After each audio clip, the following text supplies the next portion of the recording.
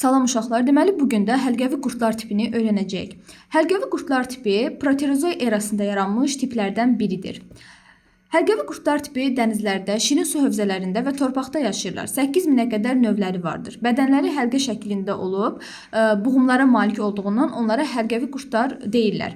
Həlqəvi qurdların dəri əzələ hissəsini bədəni örtən epiteli qatı, onun altında yerləşən həlqəvi və uzunluğuna yerləşmiş əzələlərdən ibarətdir. Saf qurdlardan fərqli olaraq həlqəvi qurdların bədən boşluğu bir qatdan ibarət divarla örtülmüşdür. Bu ikinci bədən boşluğu və ya selom adlanır. Yəni saf qurdlarda ilk dəfə olaraq birinci bədən boşluğu yaranmışdır. Həlqəvi qurdlarda isə ikinci bədən boşluğu, digər adı selom yaranmışdır. Daxili orqanlar içərisində maye ilə dolu bu boşluqda, yəni daxili orqanlar içərisində maye ilə dolu bu boşluğun içərisində yerləşir. Boşluq mayesi qurdun bədəninə möhkəmlik verir, skelet rolunu oynayır və mübadilə proseslərində iştirak edir. Həlqəvi qurdlarında 3 əsas sinifi vardır. Azqıllı, çoxqıllı və zəllilər sinifi. Azqıllı qurdlar ümumiyyətcə qarın hissəsində az miqdarda nazik və qısa qılcıqları olan qurdlardır ki, azqıllı qurdlar adlandırırlar. Geniş yayılmış nümayəndəsi də soxulcandır. Nəm və çürüntülərlə zəngin torpaqlarda yaşayır. Qırmızımtıl qəhvəyi rəngli bədəni 180-ə qədər buğumdan təşkil olunmuşdur. Bədəninin uzunluğu da 10-15 sm-ə çatır. Bədənin ön hissəsində kəmər adlanan qalınlaşma olur. Şəkillərə də diqqətlə baxarsınız. Azqıllı qurdlardan soxulcan göstərilir və bədənin ön hissəsində həmin qalınlaşma olan kəməri görə bilirsiniz. O kəmər çoxalma prosesi zamanı əmələ gələn bir hissədir.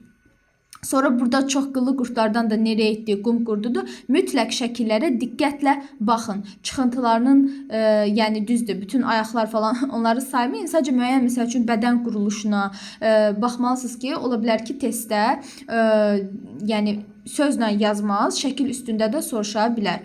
Və zəllərin şəkli, deməli, çoxqıllı qurdlar sinifi. Hər bədən buğumunun yan hissəsində, üzərində çoxlu qılcıq olan ayaq pərləri olur. Sinifin adı da buradan götürülmüşdür. Yəni, həqiqətən də bədəndə çoxlu ayaq şəklində qılcıqlar olduğuna görə də çoxqıllı qurdlar adlanır. Çoxqıllı qurdlara misal olaraq dənizlərdə yaşayan nereidi və qum qurdunu misal göstərmək olar. Bax, burada da nereid və qum qurdunu misal göstərmək olar. Nereidlər qumda və ya lildə qazdıqları yuvalarda yaşayır. Buğumlu bədənlərində baş, gövdə və quyruq hissə asan seçilir. Başda 2 cüt göz, deməli nereidin 4 dənə gözü var. Bir cüt lamisə çıxıntısı, yəni burada 2 dənə lamisə çıxıntısı var. Bax, o çıxıntı buydu. Bax, burada biraz solğun görünür. Aşağı hissədə 2 dənə çəngələ oxşar çıxıntı görürsünüz. O, deməli, lamisə çıxıntısıdır. Qolcuqlar və çənələrə malik ağız vardır. Zəllilər sinifi. Yırtıcı və ya parazit həyat tərzi keçirir. Bədəni buğumludur. Buğumlar birləşərək ön və arxa tərəfdə 2 sormac əmələ gətirir. Qaraciyər sorucusuna oxşar olaraq bunlarda ağız sormacı və qarın sormacı mövcuddur. Ağız sormacı həm qidalanmağa, həm də yapışmağa, qarın sormacı isə yalnız yapışmağa xidmət edir. Sormacların köməyi ilə şikarını tutur və hərəkət zamanı müxtəlif əşyalara yapışa bilir. Bunlarda ayaq çıxıntıları və qılcıqlar yoxdur. Əzələlər güclü inkişaf etmişdir. Nümayəndələrindən biri də hamının bildiyi tip zəlisidir. Həlqəvi qurdların əhəmiyyətinə də gəldikdə, bunların bəzi nümayəndələri bir çox balıqların qidasını təşkil edir. Həm də üzüm maddələri bağırsaqdan keçirərək torpağın çürüntü ilə zənginləşdirilməsi və həmçinin torpağı dəlik deşik etdiyinə görə torpağın yumuşaldılmasında və suyun bioloji təmizlənməsində iştirak eləyirlər. Tapşırıqlara burada mütləq baxarsınız. İndi isə həlqəvi qurdların həyat fəaliyyəti. Deməli, burada həlqəvi qurdun şəklini görürsünüz və mütləq bu şəkilə diqqətlə baxmalısınız. Deməli, biz bu şəkil üzərində ilk öncə burada çinadan və mədə olan hissəyə diqqətlə baxın. Biz ilk dəfə həlqəvi qurdlar tipində çinadan və mədəyə rast gəldik. Yəni, nə yastı qurdlar idi, nə saq qurdlar idi, nə də digər heyvanlar idi. Yəni, bağırsaq boşluqlardan bu yana da. Onlarda yox idi. Deməli, ilk dəfə olaraq çinadan və mədə kimdə yaranmışdı? Həlqəvi qurdlarda yaranmışdır. Və fikir versəz, yerini belə soruşurlar. Birinci çinadan yerləşir, ikinci mədə yerləşir. Yəni, mədə çinadandan sonra gəlir. Və mədə 2 kameralıdır. Çünki biri bu tərəf, biri də bu tərəf. Ona görə 2 şöbəlidir, 2 kameralıdır. Ona əsasən deyirlər. Çinadan da dediyimiz kimi öndə yerləşdi. Soxulcanın buğumlarına gəldikdə isə, Soxulcanın hər buğumunda bir cüt metanefrid yerləşir. Yəni hər buğumda 2 dənə metanefrid var. Və bir şeyi yadınızda saxlayın. Yəni məsələ olaraq düşə bilər. Nə yadınızda saxlayın? Soxulcanda heç vaxt öndən 4 dənə buğumunda, yəni öndən 4 dənə buğumunu çıxın. Arxadan da 4 dənə buğumda həm öndən, həm də arxadan 4 dənə buğum istisna olmaqla yerdə qalan hissələrdə metanefrid var. Yəni soxulcanın bütün buğumlarında metanefridi yoxdur. Öndən 4 dənəsi və arxadan 4 dənəsində yoxdur. Qalanlarında var. Qalanlarında hər buğumda 2 dənə metanefridi var. Məsələn, tutaq ki 120 dənə buğumu olsun. Tutaq ki bizə məsələdə deyir ki, soxulcanın 120 dənə buğumu varsa, bunun nə qədər metanefridisi var? 120 buğum varsa, öndən 4 dənəsinə, arxadan 4 dənəsinin, yəni ümumi 8 dənəsinin 120-dən çıxacaq. Çünki 8 dənəsində yoxdur. Nə qədər oldu? 112 dənə. 112 dənə buğum və bir dənə buğumda 2 dənə metanefrid olduğuna görə 112 dənəsində də 224 nə olacaq? Metanefridi olacaq. 2-yə vurmaqla da bu şəkildə hesablayırıq. İndi burada bir şeydə fikir verək. Bir dəqiqə silim buranı. Biraz yaxınlaşdırım şəkli. Burada udlağa fikir verin. Udlağa. Deməli, udlağın ətrafında 5 və yaxud da ki 7 ədəd damarın, bax bu damarları görürsünüz ha, 5 və ya 7 ədəd damarın nisbətən qanlaşması nəticəsində dırnaq içərisində ürək yazdıqları həmin bu ürəyin funksiyasını yerinə yetirirlər. Yəni ürək yoxdur ha, sadəcə olaraq kapilyar damarları nisbətən qanlaşır və ürək funksiyasını yerinə yetirdiklərinə görə belə adlanır və dediyim kimi kapilyar damar soxulcanda arteriya, vena yoxdur. Yalnız bir növ damar vardır. Yəni kapilyar damarları vardır. Bu şəkildə. Deməli, bir saniyə. Hərəkətindən başlayaq deməli, hərgəvi qurdlarda. Hərgəvi qurdların hərəkətində dəri əzələ kisəsində olan əzələlər və bədəndə olan qılcıqlar mühüm rol oynayır. Yadınızda saxlayın. Bunların hərəkətində əgər ki, həlqəvi əzələlər yığılarsa, bədən nazikləşir. Uzunlu əzələlərin yığılması nəticəsində isə bədən yoğunlaşır. Burada da yazıb, soxulcanda həlqəvi əzələlər yığıldıqda qurdun ön ucu çox nazikləşir, asanlıqla torpaq dənəciklərinin arasına keçir. Deməli, həlqəvi əzələ yığılanda nazik olduğuna görə torpaq dənəciklərinin arasına asanlıqla keçir. Yəni, nazik olan şey torpaqdan daha asan keçəcək də, elə deyil. Təsəvvür edin ki, bir iynəni torpağa batırırsınız, bir də qalın bir çubuğu torpağa batırmaq istəyirsiniz. Təbii ki də iynə daha asan keçəcək. Ona görə də nazikləşəndə torpaq dənəciklərinin arasına keçə bilir.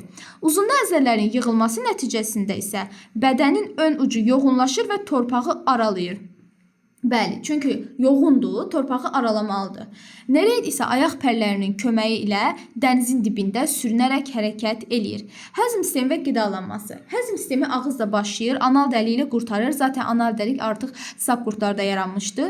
Soxulcan torpaqda olan çürüntülərlə qidalanır. Qidanın xırdalanması mədədəki əzələlərin hesabına baş verir. Nereidin qidası yosunlar və kiçik su heyvanları təşkil edir. Zəllərin əksəriyyəti insan və bəzi onurğaların qanı ilə qidalanır. Şikara hücum edərək əzələli xortumu ilə onu yaralayır və oraya xüsusi maddə ifraz edir. Bu maddə həm şikarın bədənindəki yarada, həm də zəlinin öz məddə, yəni söhbət hirudin maddəsindən gedir ki, bu hirudin maddəsi həm şikarın bədənindəki yarada, həm də zəlinin öz mədəsində olan qanın laxtalanmasının qarşısını alır. Çünki zəlinin mədəsində olan qan laxtalansa, həmin qanı yaxşı həzm edə bilməyəcək. Ona görə həm öz mədəsinə axıdır o hirudin maddəsini, həm də şikarın bədəninə. Ona görə də o zəli qoyanda insanlar müəyyən müddət o zəlinin iz buraxdığı yerdə qan axmağa davam edir də, yəni qan laxtalanmır, bir xeyli qan axır. Qan damar sisteminə gəldikdə, qan damar sistemi bel və qarın qan damarı və onları birləşdirən həlqəvi damarlardan ibarətdir. Baxın, yenə də şəkilə baxırıq. Nədən ibarətdir? Bax, şəklin üstündə də yazıb, bel qan damarından ibarətdir, qarın qan damarından ibarətdir. Bir saniyə. Bel qan damarı, qarın qan damarı və onları birləşdirən bu həlqələri görürsünüz. Bu zəncir formasında həlqələri görürsünüz. Onları birləşdirən həlqələrdən təşkil olunmuşdur. Dediyimiz kimi də həlqəvi damarların bir neçəsi yoğunlaşdı, ürək funksiyasını yerinə yetirdi. Həmin o damarlar da kapilyar damarlardır. Qan damar sistemi qapalı qan damar sistemidir bunlarda. Yəni yalnız qan damarlarla hərəkət edir, boşluq mayəsi ilə qarışmır. Əgər boşluq mayəsində qana rast gəlinərsə, deməli bu soxulcanın damarı zədələnib ki, o zədələnmiş hissədən qan axıbdır, mayenin içinə düşüb. Əksəriyyətinin qanı da qırmızı rənglidir. Tənəffüs sistemi də həlqəvi qurdların bir çoxunda xüsusi tənəffüs orqanı yoxdur. Bədən səthi ilə tənəffüs edirlər, amma dənizlərdə yaşayan bəzi çoxqıllı qurdlarda, məsələn, qum qurdunda ilk dəfə olaraq xüsusi tənəffüs orqanı olan qəlsəmələr vardır. Yəni sizə sual olunsa ki, ilk dəfə tənəffüs orqanı kimdə və hansı erada yaranıbdır? İlk dəfə həlqəvi qurdlardan olan qum qurdunda proterozoy erasında yaranmışdır. Qum qurdunda, proterozoy erasında. İfrazat sistemindən də bayaq da danışdıq ki, metanefridlərdən ibarətdir və bu metanefridlərin ilgək şəklində qıvrılmış və bir ucu qıf şəklində genişlənmiş nazik borcuqlardan metanefridlərdən ibarət oldu. Borcuqların qıf şəkilli ucu bədən boşluğuna açılır, digər ucu isə sonraki buğumdan xaricə açılır. Sinir sisteminə də gəldikdə bu da önəmli nüanslardan biridir. Soxulcanda ilk dəfə olaraq düyünlü sinir sistemi, yəni bunlarda həlqəvi qurdlarda düyünlü sinir sistemi yaranmışdır. Yəni udlaq üstü və udlaq altı sinir düyünləri yaranmışdır. Bunları bir-biri ilə birləşdirən udlaq ətrafı sinir həlqəsi və qarın sinir zəncirindən ibarətdir. Yadınızda saxlayın. O udlaq hardadırsa, orada olan belə deyək də sinir düyünləri də orada olacaq. Yəni məsələn udlaq harda yerləşirsə, neçənci buğumda yerləşirsə, orada olan sinir düyünləri də həmin buğumda yerləşəcəkdir. Diqqətli olun. Yəni mən nə demək istəyirəm? Dur, ümumi hamısını qutarandan sonra bu sinir sisteminin üzərində biraz dayanacağam. Hiss orqanlarına keçək. Bəzi nümayəndələrində yaxşı inkişaf etmiş hiss orqanları gözlər vardır. Məsələn, nereiddə 4 dənə göz var idi. Lamisi orqanları olan bığcıqlar, qolcuqlar olur. Əksər həlqəvi qurdlarda isə xüsusi hiss orqanları, məsələn, soxulcanda yoxdur. Amma onlar buna baxmayaraq yenə də toxunduqda onu hiss edir, qidanın dadını duyur və işığı qaranlıqdan seçirlər. Regenerasiyada qopmuş bədən hissələrinin bərpasıdır. Bağırsaq boşluqlar kimi bunların da nümayəndələrində regenerasiya prosesi yaxşı inkişaf etmişdi. Regenerasiya nə idi? Qopmuş bədən hissələrinin bərpası. Çoxalması. Əksər nümayəndələri hermafroditdir. Toxumluq və yumurtalıqlar bədənin müəyyən buğumlarında yerləşirlər. Yumurta qoyma zamanı qurdun kəməri üzərində xeyli selik əmələ gəlir.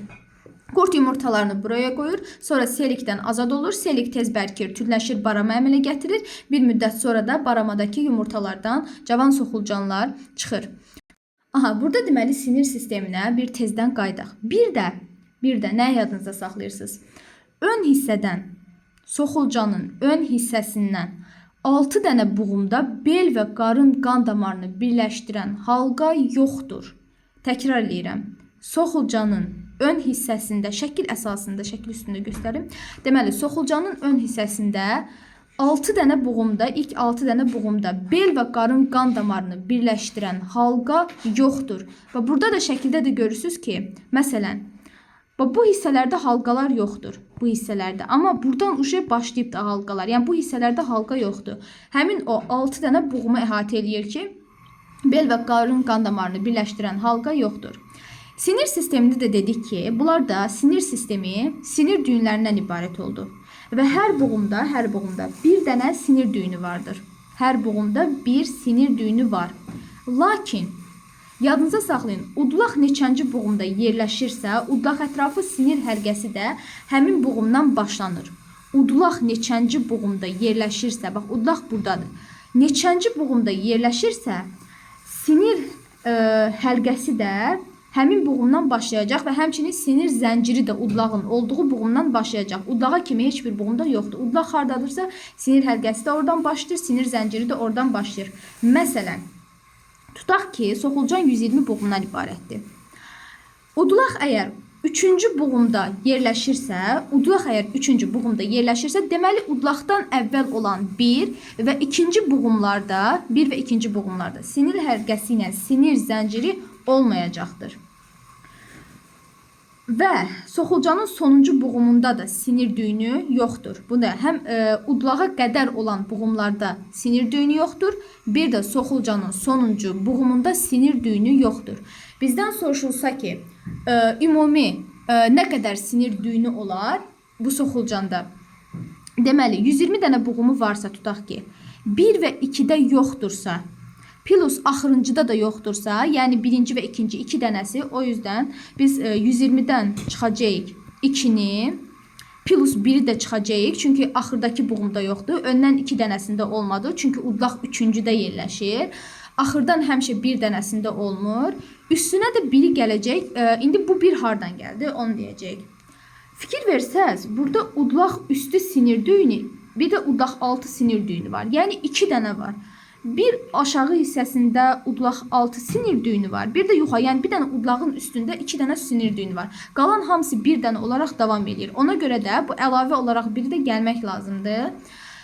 Deməli, burada 118 sinir düyünü olacaqdır.